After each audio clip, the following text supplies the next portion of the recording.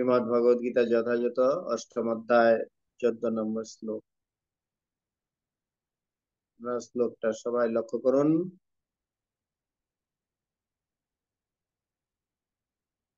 অনন্য চেতা সততং যো মাং স্মরতি নিত্যশা তস্যাহং সুলভ পার্থ নিত্যযুক্তস্য যোগিনাম। অনন্য চেতা সততং যো মাং স্মরতি নিত্যশা তস্যাহং সুলভ পার্থ নিত্যযুক্তস্য যোগিনাম। অনন্য চেতা সততং যো মাং স্মরতি নিত্যশা তস্যাহং সুলভ পার্থ নিত্যযুক্তস্য যোগিনাম। শ্লোক অনুবাদ এবং শিল প্রভুপাদ কৃত তাৎপর্য। হে পার্থ, যিনি একাগ্র চিত্তে কেবল আমাকে নিরন্তর স্মরণ করেন, আমি সেই নিত্যযুক্ত ভক্তি যুগের কাছে সুলভ হই। শিল প্রভুপাদের তাৎপর্য, ভক্তি যুগের মাধ্যমে পরমেশ্বর ভগবানের সেবায় নিয়োজিত থেকে শুদ্ধ ভক্তগণ যে চরম লক্ষ্য উপনীত হতে পারেন তা বিশেষভাবে এই শ্লোকে বর্ণনা করা হয়েছে। পূর্ববর্তী শ্লোকগুলিতে আর্ত অর্থাৎ জিজ্ঞাসী, জ্ঞানী জিজ্ঞাসী, এই চার রকমের ভক্তের কথা বলা হয়েছে। আর জড়জগতের বন্ধন থেকে মুক্ত হবার বিভিন্ন পন্থা, কর্মযুগ, জ্ঞান যুগ, হঠযোগ বর্ণনাও করা হয়েছে। এই সমস্ত যুগ পদ্ধতিতে কিছুটা ভক্তিভাব মিশ্রিত থাকে, কিন্তু এই শ্লোকটিতে জ্ঞান, কর্ম কিংবা হঠযোগের কোন রকম সংমিশ্রণ ছাড়াই বিশেষ করে বিশুদ্ধ ভক্তি যুগের কথা বর্ণনা করা হয়েছে। অনন্য চেতা শব্দটির মাধ্যমে বোঝানো হয়েছে যে শুদ্ধ ভক্তি যুগে ভক্ত ভগবান শ্রীকৃষ্ণকে ছাড়া আর কিছুই চান না। শুদ্ধ ভক্ত স্বর্গ আরোহণ, ব্রহ্মজ্যোতিতে বিলীন হওয়া অথবা ভববন্ধন থেকে মুক্তির কামনা করেন না। শুদ্ধ ভক্ত কোনো কিছুই অভিলাষ করেন না। শ্রী চৈতন্য চরিতামৃত গ্রন্থে শুদ্ধ ভক্তকে বলা হয়েছে নিষ্কাম, অর্থাৎ তার নিজের স্বার্থের জন্য কোনো বাসনাই থাকে না। তিনি কেবল পূর্ণ শান্তি লাভ করতে পারেন। স্বার্থ সিদ্ধির জন্য সচেষ্ট ব্যক্তিরা কখনোই সেই শান্তি লাভ করতে পারে না। জ্ঞানযোগী, কর্মযোগী অথবা হঠযোগী প্রত্যেকের নিজ নিজ বাসনা থাকে, কিন্তু শুদ্ধ ভক্তের কেবল পরমেশ্বর ভগবানের প্রসন্নতা বিধান ছাড়া অন্য কোনো বাসনা থাকে না। তাই ভগবান বলেছেন তার অনন্য ভক্তের কাছে তিনি সুলভ হন। এটা বড় তাৎপর্য আছে। এই প্যারার বিষয়বস্তু এইটুকুতে আমি আলোচনা করছি, তারপরে আবার পড়ছি যে ভগবান এখানে বলছেন যারা ভক্তি মুক্তি সিদ্ধিকামী, ভক্তি মুক্তি সিদ্ধিকামী সকলেই অশান্ত, কৃষ্ণ ভক্ত নিষ্কাম, অতএব শান্ত। যারা ভক্তি চায়, ভোগ চায়, স্বর্গ আরোহণ চায়, মুক্তি চায়, ব্রহ্মে বিলীন হতে চায়, তাদেরকে সবাইকে বলছে তারা সবাই অশান্ত। তারা কিছু কামনা বাসনা নিয়ে ভগবানের আরাধনা করেন, কিন্তু কৃষ্ণ ভক্ত নিষ্কাম, অতএব শান্ত। তো ভগবান বলছেন ভক্তরা সবসময় শান্ত, শান্তিপরায়ণ। কেননা ভগবান বলছেন ভক্তারাম জগতোপসাম সর্বলোক মহেশ্বরম সুহৃদং সর্বভূতানাম জ্ঞাতামাং শান্তি দিচ্ছতি। সেই সমস্ত ভক্তরাই শান্তি লাভ করতে পারেন যারা পরমেশ্বর ভগবানকে পরম ভক্ত হিসাবে জানতে পেরেছেন। তিনি হচ্ছেন একমাত্র ভোগের মালিক। তিনি সমস্ত কিছুর উৎসের কর্তা। হম সমস্ত কিছুর মালিক তিনি। ভোক্তারাম, সমস্ত যজ্ঞ তপস্যাম, সমস্ত যজ্ঞের মালিক হচ্ছেন পরমেশ্বর ভগবান। এবং সুহৃদং সর্বভূতানাম, তিনি হচ্ছেন সমস্ত জীবের শরীর। জ্ঞাতমাং শান্তি ইচ্ছতি, এইভাবে যিনি জানতে পারেন তিনি একমাত্র শান্তি লাভ করতে পারেন। আর এখানে ভগবত ভক্তদের লক্ষণ হচ্ছে তিনি অনন্য চিন্তয়ন্ত মাং যে জনা পর্য উপাসতে। নবম অধ্যায়ের 22 নম্বর শ্লোকে এখানে ভগবান বলছেন, নবম অধ্যায়ের 22 নম্বর শ্লোকে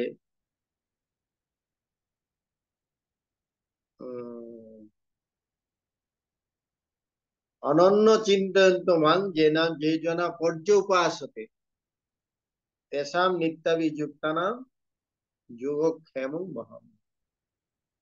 ভগবান বলছেন যে অনন্য চিত্তে আমার চিন্তায় মগ্ন হয়ে পরিপূর্ণ ভক্তি সহকারে যারা সর্বদাই আমার উপাসনা করেন, তাদের সমস্ত অপ্রাপ্ত বস্তু আমি বহন করে আনি এবং তাদের প্রাপ্ত বস্তু সংরক্ষণ করি। তো ভক্তকে তার বিষয় বাসনার জন্য চিন্তা করতে হয় না। ভগবান তার সমস্ত কিছু সমস্যার সমাধান করেন। তার প্রয়োজনীয় বস্তুকে তিনি ভগবান নিজে সংগ্রহ করেন এবং যা নেই এবং যা প্রয়োজন সেটা তিনি নিজে বহন করে নিয়ে আসেন। এই বিষয়ে শাস্ত্রে অনেক লীলা আছে, যে ভগবান কিভাবে ভক্তের সমস্ত জিনিস বহন করেন। এই জন্য ভক্ত তিনি কখনো অন্য অভিলাষ পূর্তির জন্য ভগবানের সেবা করেন না। তিনি একমাত্র ভগবানকে ভালোবাসার জন্যই তিনি ভগবানের সেবা করেন। এই জন্য ভগবানকে বলা আছে অন্ন বিলাসিতা শূন্যম জ্ঞান ও কর্মাদি অনাবৃতাম। তিনি জ্ঞান কর্ম থেকে মুক্ত থাকেন এবং অন্য অভিলাষ থেকে মুক্ত থাকেন। এইভাবে ভক্তরা ভগবানের সেবায় সর্বদা নিয়োজিত থাকেন। বলছেন তেষাম সতত যুক্তানাম ভজতাম প্রীতিপূর্বকম। তেষাম সতত যুক্তানাম ভজতাম প্রীতিপূর্বকম দদামি বুদ্ধি যুগম তম যেন মাম উপজান্তি রে। ভগবানের ভক্তরা সর্বদা ভগবানের সেবায় নিয়োজিত থাকেন এবং আরো কত সুন্দরভাবে ভগবানের সেবা সম্পাদিত করা যায় সেই জন্য ভগবান তাদেরকে দদামি বুদ্ধি যুগম, তাদেরকে বুদ্ধিযোগ প্রদান করেন এবং অন্তিমে যাতে তারা ভগবত ধামে ফিরে যেতে পারেন। দ্বিতীয় পেরাতে প্রভুপাদ বলেছেন, শুদ্ধ ভক্ত মাত্রই সদা সর্বদা শ্রীকৃষ্ণের কোন একটি অপ্রাকৃত রূপের মাধ্যমে তার ভক্তিযুক্ত সেবায় নিয়োজিত থাকেন। ভগবান শ্রী রামচন্দ্র, শ্রী নৃসিংহদেবের মতো শ্রীকৃষ্ণের বিবিধ সাংস প্রকাশ ও অবতার আছেন এবং ভক্ত পরমেশ্বর ভগবানের এইসব অপ্রাকৃত রূপের যে কোনো একটিতে প্রেমভক্তি সহকারে মনোনিবেশের জন্য বেছে নিতে পারেন। এই প্রকার ভক্তের অনন্য যোগ অনুশীলনকারীদের মতো বিভিন্ন প্রতিবন্ধকতার সম্মুখীন হতে হয় না। ভক্তিযুগ অত্যন্ত সরল, শুদ্ধ ও সহজসাধ্য। কেবল হরে কৃষ্ণ মহামন্ত্র কীর্তন করার মাধ্যমে যে কেউ এই যোগ সাধনা শুরু করতে পারেন। ভগবান সকলেরই প্রতি করুণাময়। তবে পূর্বেই যেটি আলোচনা করা হয়েছে, অনন্য চিত্তে সর্বদা তার সেবায় নিয়োজিত ভক্তের প্রতি তিনি বিশেষ অনুরক্ত। এই প্রকার ভক্তের ভগবান নানাভাবে সাহায্য করেন। বেদে কঠোপনিষদে বলা হয়েছে, যবে বৈশ্য ব্রেণুতে তেনু লভ্যস্তেস্য আত্মা নিবৃণেত নত তনুংসাম। পরমেশ্বর ভগবানের প্রতি আত্মসমর্পণ করে যিনি নিরন্তর ভক্তিযোগে তার সেবায় নিয়োজিত রয়েছেন, তিনি পরমেশ্বর ভগবানকে যথাযথভাবে জানতে পারেন। ভগবত গীতা তো এই শ্লোকটি বলা হয়েছে দদামি বুদ্ধি যোগম। তো এই ধরনের ভক্তকে ভগবান পর্যাপ্ত বুদ্ধি দান করেন, যাতে তিনি তাকে সম্পূর্ণরূপে ভগবত হয়ে তার চিন্ময় ধামে প্রবেশ করতে পারেন। তো ভগবান এভাবে ভক্তকে সম্পূর্ণভাবে সহযোগিতা করেন এবং ভক্তকে ভগবান বুদ্ধি প্রদান করেন। আর এখানে ভগবানের অপ্রাকৃত রূপের ধ্যানের কথা বলা হয়েছে, যেখানে যে ধ্যান যোগ আমরা পূর্বে আলোচনা করেছি, ধ্যানের বিষয়বস্তু হচ্ছে পরমেশ্বর ভগবান শ্রীকৃষ্ণ। ভগবানের অপ্রাকৃত রূপের ধ্যান করার কথা বলা হয়েছে। এখানে বিভিন্ন পর্যায়ের ভক্ত আছে, কেউ শ্রী রামচন্দ্রের উপাসনা করতে পারেন, কেউ নৃসিংহদেবের উপাসনা করতে পারেন, কেউ রাধা শ্যাম সুন্দরের উপাসনা করতে পারেন। যে কোনো একটি ভগবানের বিগ্রহের রূপের ধ্যানে আমাদেরকে মগ্ন হয়ে ভগবানের সেবায় যুক্ত হতে পারে। এভাবে শুদ্ধ ভক্তের একটি বিশেষ গুণ হচ্ছে যে তিনি স্থান কাল বিবেচনা না করে অবিচলিত ভাবে সর্বদাই শ্রীকৃষ্ণের চিন্তা করেন, আর তার কাছে কোনো বাধা বিঘ্ন আসতে পারে না। তিনি যে কোনো স্থানে যে কোনো সময় তার সেবা সম্পাদন করতে পারেন।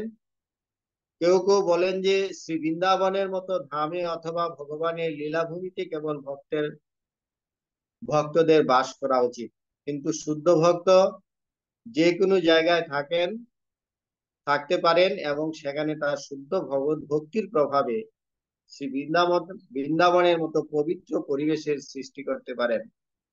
শ্রী চৈতন্য মহাপ্রভুকে শ্রী অদ্বৈত আচার্য প্রভু বলেছিলেন, হে প্রভু, তুমি যেখানেই থাকো না কেন সেই স্থানেই বৃন্দাবন। তো এখানে বিভিন্ন ধামের বাসের কথা বলা হয়েছে। ধামে বাস, ভক্ত সঙ্গ, ধামে বাস। তো ধাম এখানে প্রভুপাদ বর্ণনা করেছেন যে যার গৃহে আমরা সুন্দরভাবে ভগবানের সেবা পূজা করি, সেই গৃহটাকেও ভগবানের ধাম বলা হয়। গৃহেতে যখন ভজন দেখি, গৃহেতে গোলক ভাই। হ্যাঁ, যিনি যার গৃহে সুন্দরভাবে ভগবানের সেবা পূজা করেন, সেই গৃহটা একটা ধাম।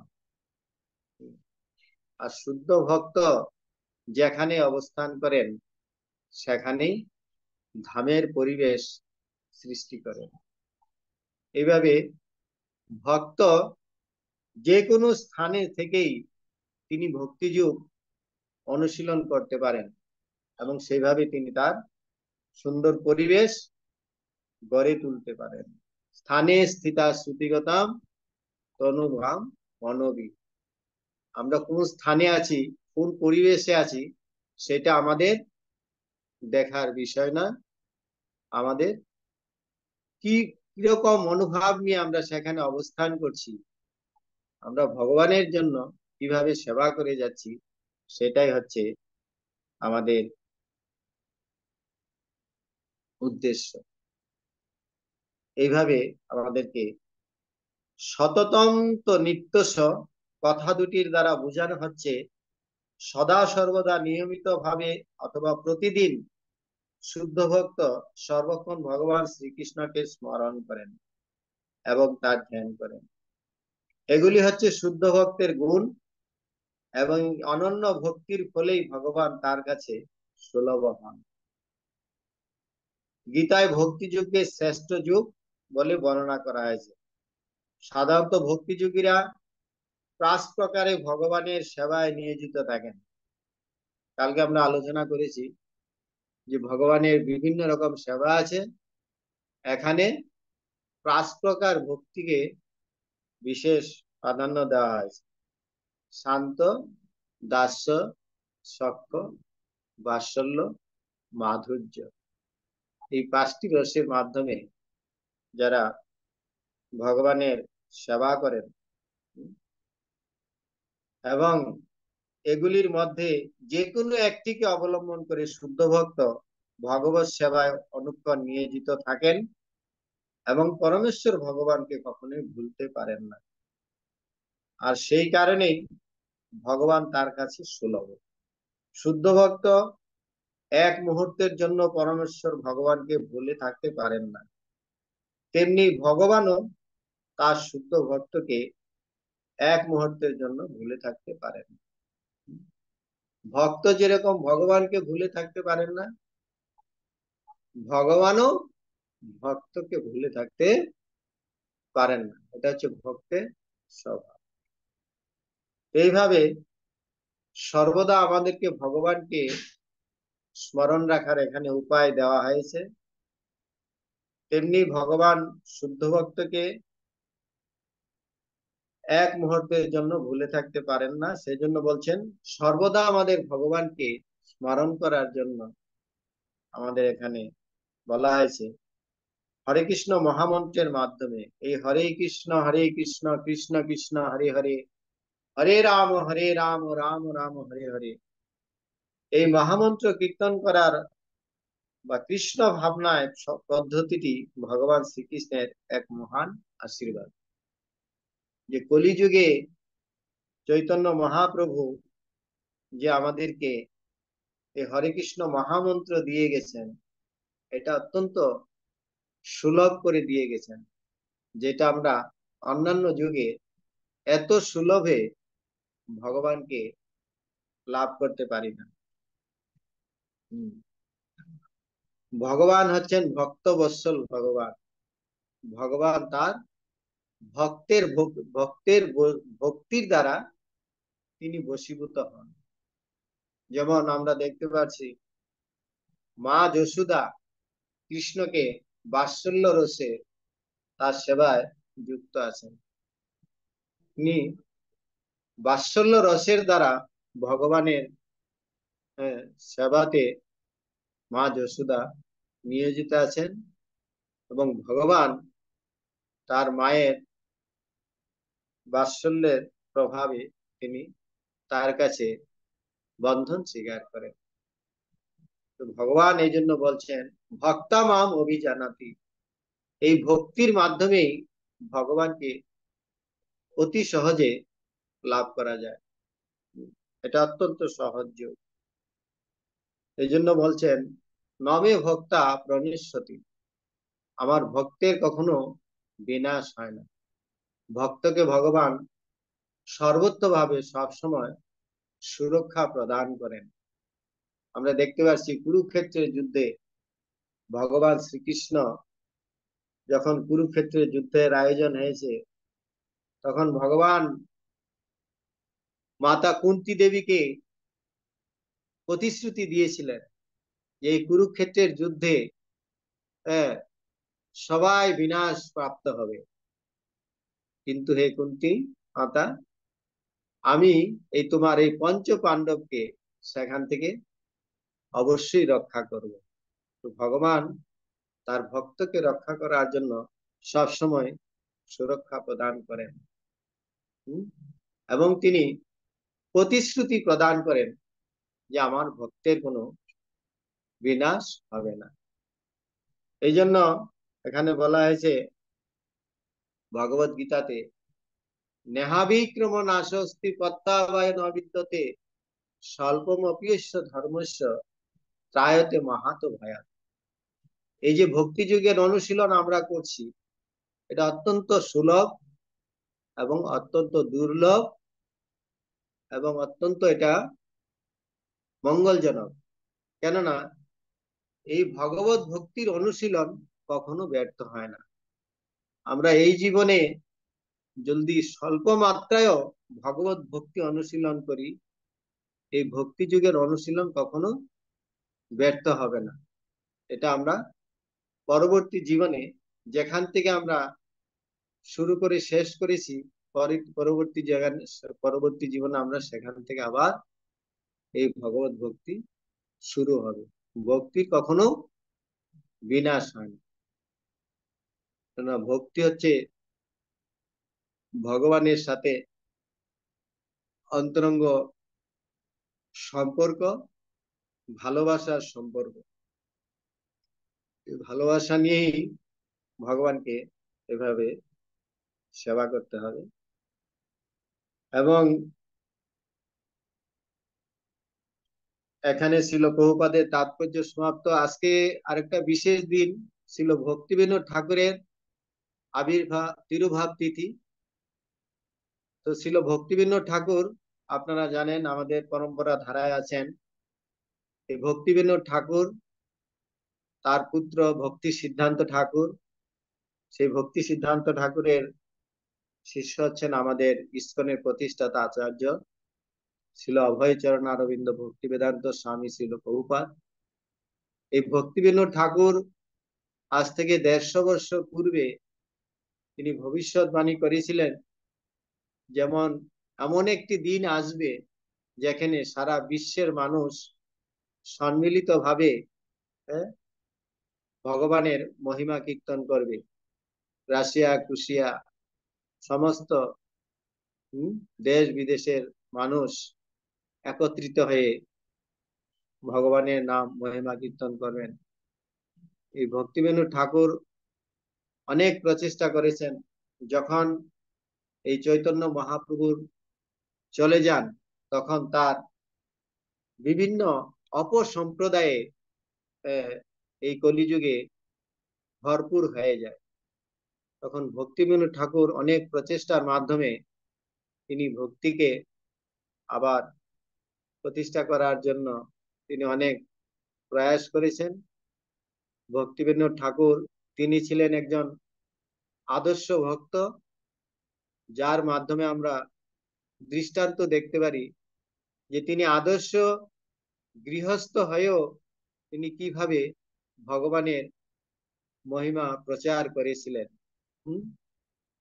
এবং তিনি ভগবানের কাছে এমন একটি পুত্র সন্তান প্রার্থনা করেছিলেন তার গৃহস্থ জীবনে, যিনি রাধারানীর ভক্ত হন এবং ভগবানের মহিমা প্রচার করতে পারেন। তিনি হচ্ছেন আমাদের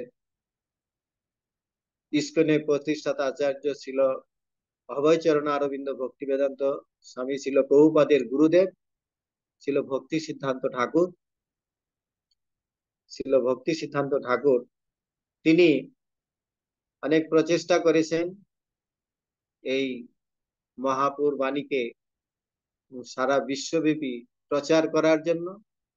এবং এই ভক্তি সিদ্ধান্ত ঠাকুর আমাদের অভয়চরণ ভক্তিবেদান্ত স্বামী প্রভুপাদকে তিনি নির্দেশ করেছিলেন যে ইংরেজি ভাষাতে এই মহাপ্রভুর বাণীকে পাশ্চাত্যে প্রচার করার জন্য। আজকে ভক্তি সিদ্ধান্ত ঠাকুরের যে পিতা ছিল ভক্তিবিনোদ ঠাকুর, তার আজকে তিরুভাব তিথি। আজকে এই তিরুভাব তিথিতে অনেক অনুষ্ঠান উদযাপিত হচ্ছে। আজকে আপনারা 12টা অবধি ফাস্টিং করতে পারেন। যারা ভক্তি অনুশীলন করছেন, আশা করি 12টা অবধি ফাস্টিং আছে ভক্তিবিনোদ ঠাকুরের উপলক্ষে। তারপর আপনার যে যেরকম প্রসাদ পান পেতে পারেন, কোনো অসুবিধা নেই। শ্রীল ভক্তিবিনোদ ঠাকুর কি জয়। জগৎগুরু শ্রীল প্রভুপাদ কি জয়। গ্রন্থরাজ শ্রীমদ্ ভগবদ গীতা যথাযথ কি জয়। জগন্নাথ বলদেব সুভদ্রা মহারানী কি জয়। জয়। রথযাত্রা মহামহোৎসব কি জয়। জয়।